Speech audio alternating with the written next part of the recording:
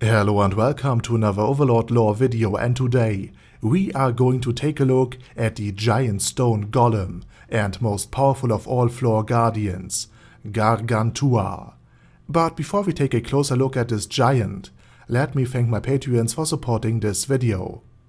Now, first and foremost, who or what is Gargantua? Well, it is the floor guardian of the 4th floor, the one with the lake, that dwells at the deepest point, waiting for intruders. And before his appearance, the lake hadn't had a guardian.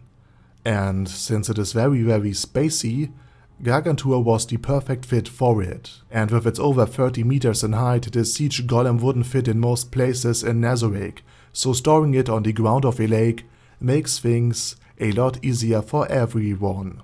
And even among the broad cast of floor guardians, Gargantua is quite unique, not only in size but in its very being in and of itself, since it isn't a custom-made NPC, meaning unlike any other floor guardian, or even like any other maid, it didn't have a creator.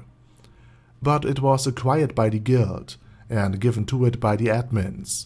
So given that info and given the in-game surprise mechanics being very present, to say the absolute least, it is reasonably to assume that the golem had been won by the guild, or even given out as some kind of reward for unlocking some kind of thing, as the very first guild in the existence of Yggdrasil.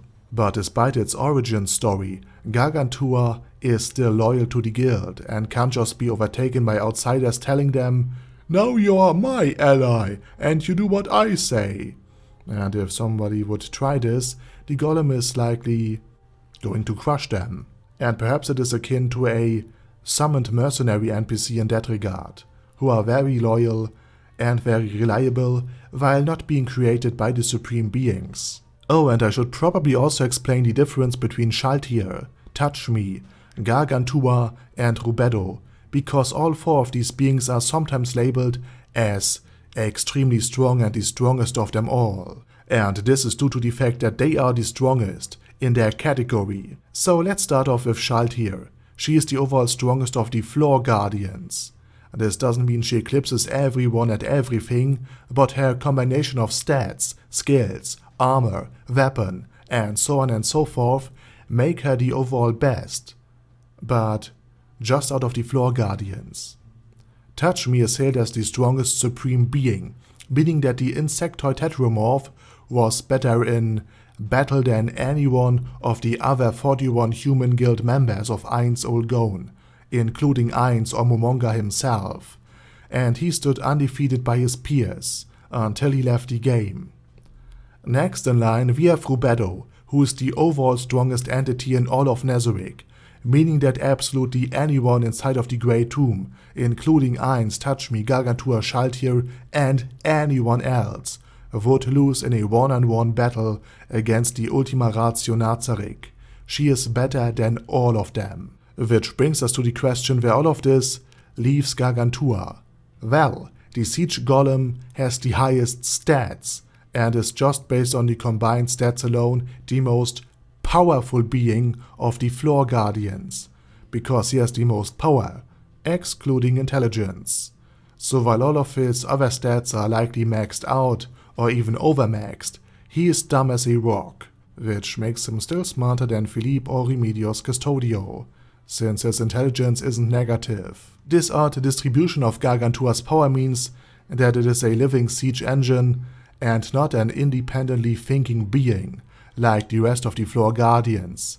Without someone to tell him, "Go to the forest and fling a rock into the lake," he wouldn't likely have any thoughts inside him, and would hopefully just rely on attacking anything that attacks him back, since we can assume that he would have been given the command of defend the floor with everything you got prior to becoming a floor guardian. And this also means that the siege golem could be tricked or outsmarted quite easily.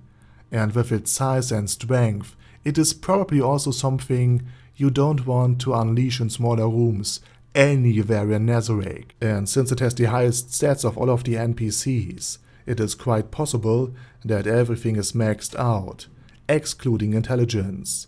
But this could also mean that Ainz has more mana than the golem, since his mana bar is overmaxed. but it could also mean that Gargantua doesn't have any mana at all, and its physical feats like attack, defense or HP are combined higher than the combined stats of every floor guardian, which would make it a true beast in this regard. Or it could just be that it has a huge mana bar, and that the red lines on its body are there to distribute the extra fuel, so to speak, to every corner of it. Maybe it is the equivalent to a boost. In exchange for X amount of mana, all physical stats are boosted by Y amount of %. And the red lines are something of interest itself, since we know that the guild had a caloric stone, which could be used as a golem's core, and it also possessed a powerful golem with incredible stats. Maybe this means that the golem is fueled by the caloric stone, and it itself was given to the guild by the admins for being the first to create such a powerful world-class item, which would mean that Gargantua came without its battery, so to speak. Again, just a theory. What happened to the world-class item?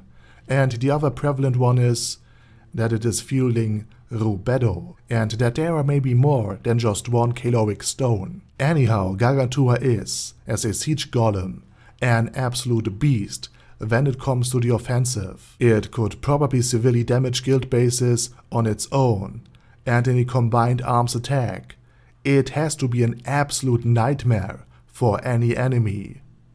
Just imagine if this boulder hits a tower, a castle, a city, or a dragon. In addition to all of this, Gargantua is also remarkable for another reason.